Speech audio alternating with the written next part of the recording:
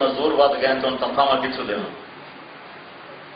للہ ملک السماوات والارض وما فیہن لہ ما فی السماوات وما فی الارض وما بینہما وما تحت الثری للہ المشرق والمغرب فلا اقسم برب المشارق والمغارب رب المشرقین ورب المغربین فبأي آلاء ربكما تكذبان له ما في السماوات وما في الأرض وما بينهما وما تحت الثرى وإن تجهر بالقول فإنه يعلم السر وأخفى کون ہے ان صفات والا؟ اللہ. کیسا ہے؟ لا الہ الا ہو، کوئی نہیں اور اس جیسا، صفات میں نہیں، لہ الاسماء الحسنى، نہ ذات میں اس جیسا نہ صفات میں اس جیسا. للہ خزائن السماوات والارض ان من شيء الا عندنا خزائنه وعنده مفاتح الغيب لا يعلمها الا هو وما تسقط من ورقة الا يعلمها ولا حبة في ظلمات الارض ولا رطب ولا يابس الا في كتاب مبين. اللہ کو رب جانا کب ہے؟ یہ اللہ کو رب سمجھانا بچوں کو کب سمجھایا کہ پالنے والا اللہ ہے، دینے والا اللہ ہے، دینے والا اللہ ہے، کب سمجھایا؟ یہ لوگ ظالم تھے، ظالم، انہوں نے جان سے کھیلا لوگوں کی. اور میرے اللہ کو خون کا قطرہ ظلم کے ساتھ جب بہہ جائے، جس ملک میں عدالت میں ظلم ہو رہا ہو، اس ملک کو امریکہ کے بم مارنے کی کیا ضرورت ہے؟ مرے نو مارے شاہ مدار، ہم تو پہلے ہی مرے پڑے. ہیمو بکال اکبر کے خلاف لڑتا ہوا مردہ نیم مردہ لایا گیا اکبر کے سامنے، تو بیرم خان نے کہا سلطان معظم اپنے ہاتھ سے اس پر آخری بار فرمایا. تو انہوں نے کہا مرے کو میں کیا ماروں، تو میری شان کے خلاف، ہم تو اپنے ہاتھوں خود مرے پڑے ہیں، ہمیں امریکہ کو مارنے کی ضرورت؟ یورپ نے یہ کر دیا، یہودیوں نے یہ کر دیا، عیسائیوں نے یہ کر دیا، کبھی میں نے جو کیا ہے وہ بھی دیکھا ہے.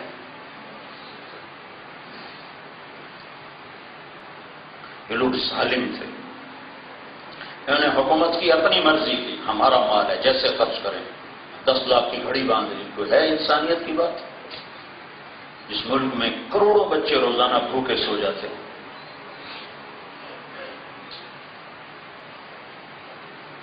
میرا نبی ایسا شفیق نبی، نماز میں آپ کا اللہ سے ایسا تعلق جڑتا تھا، اتنے لمبے سجدے ہوتے تھے کہ حضرت اما عائشہ پیچھے بیٹھ کر روتی تھیں، ڈرتی تھیں کہ فوت ہو گئے، اتنے لمبے سجدے. اور آپ نے فرمایا میں جب نماز پڑھاتا ہوں تو عورتیں بھی نماز پڑھنے آتی تھی پیچھے، تو ساتھ چھوٹے بچے بھی لے کے آ جاتی تھیں. تو آپ فرماتے ہیں کہ جب میں نماز پڑھا رہا ہوتا ہوں تو پیچھے کسی بچے کے رونے کی مجھے آواز آتی ہے، تو میں نماز مختصر کر دیتا ہوں بچے پہ شفقت کی وجہ سے کہ ماں بچے کو جلدی سے اٹھا لے. جو اپنی امت کے ساتھ ایسی شفقت رکھتا، خود یتیم رہے نا، اس لیے یتیموں کا دکھ درد تھا، خود غربت کی زندگی گزاری، جان بوجھ کے فقر کو اختیار کیا کہ آنے والے وقتوں میں معلوم تھا کہ فقیر زیادہ ہوں گے، تو ان کی تسلی کے لیے فقر اختیار کیا.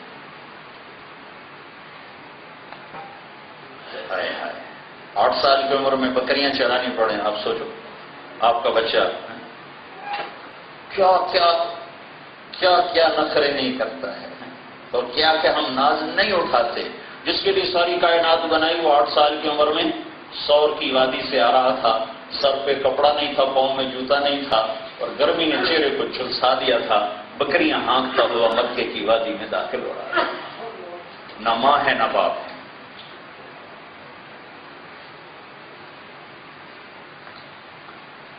8 سال کی عمر میں دادے کو بھی اٹھا لیا، کوئی سہارا نہیں چھوڑا، کوئی آسرا نہیں چھوڑا.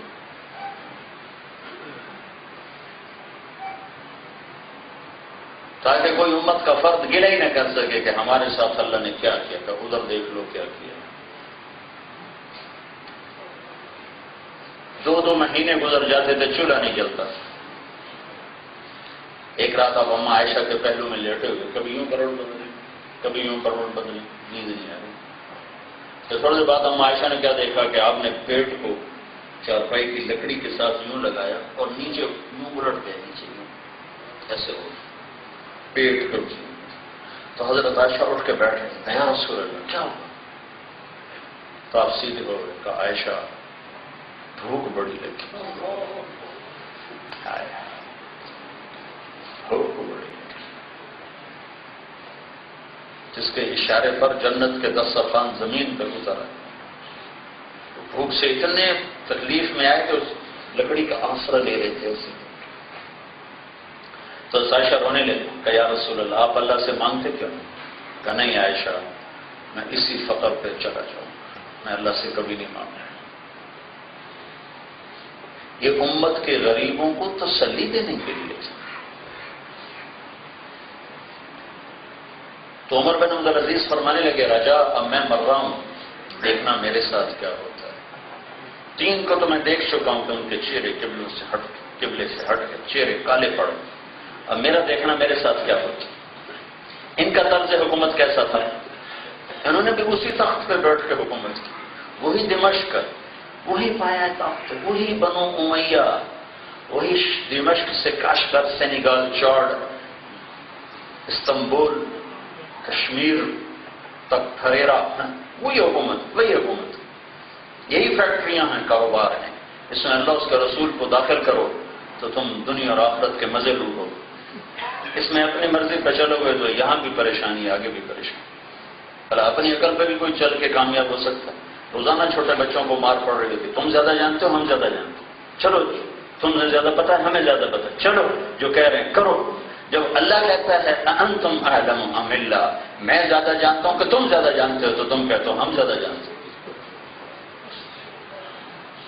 انتم اعلم ام اللہ، میں زیادہ جانتا ہوں کہ تم زیادہ جانتے ہو. جس لاجک سے ہم بچوں کے کان پکڑ کے سیدھا چلاتے ہیں، وہی لاجک تو اللہ ہم سے کہہ رہا ہے انتم اعلم ام اللہ. میرے بندے تو زیادہ جانتا ہے کہ میں زیادہ جانتا ہوں؟ میں جو کہہ رہا ہوں یہ چیزیں تیری ہلاکت کا سبب ہیں، چھوڑ دے. میں نے فیصل آباد میں ایسے ہی چیمبر کے بڑے بڑے تاجر بیان کیا، تھوڑی سی سود کی بات کی. ایک بہت بڑے گروپ کے چیئرمین آ کے مجھ سے لڑ پڑے کہ سود کے بغیر کام ہی نہیں چلتا، تم کیسی بات کرتے؟ کہا اور بولوں گا تو یہ گناہ گار ہوگا، میں چپ ہی ہو گیا.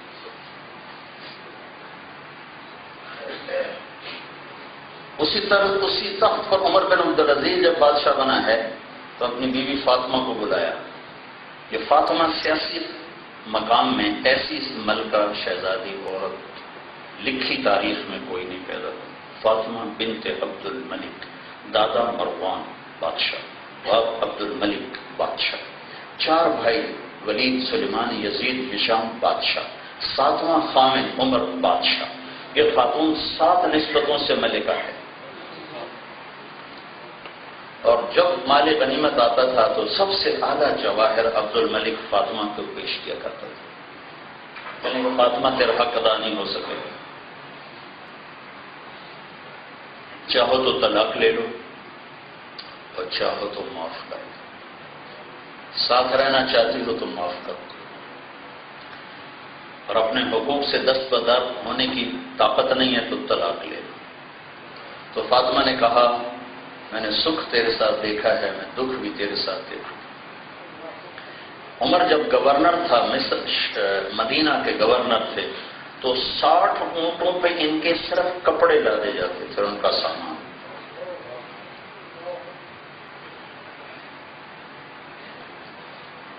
اور جب یہ امیر المومنین بنا ہے اور یہ بیمار ہیں اور خاندان کے لوگ پوچھنے آ رہے ہیں، تو بنو امیہ کے ایک اور سردار ہے مسلمہ بن عبد الملک، یہ بھی بہت نیک سردار تھے، بہت نیک. یہ فاطمہ کے بھائی ہیں. تو کہنے لگے بہن امیر المومن کے کپڑے بدلوا دو، میلے ہیں. کجیب بدلوا دیتی. اگلے دن پھر آئے تو وہی کپڑے. کہ فاطمہ میں نے کہا تھا کپڑے بدلوا دو. تو فاطمہ رونے لگی کہ کہاں سے لاؤں، جوڑا ہی ایک ہے اور ہے ہی کوئی.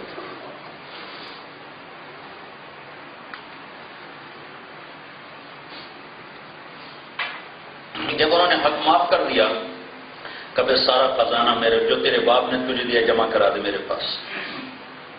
سارا خزانہ اٹھا کر بیت المال میں ڈال. عید کا موقع آیا، بچوں نے کپڑوں کا مطالبہ کیا.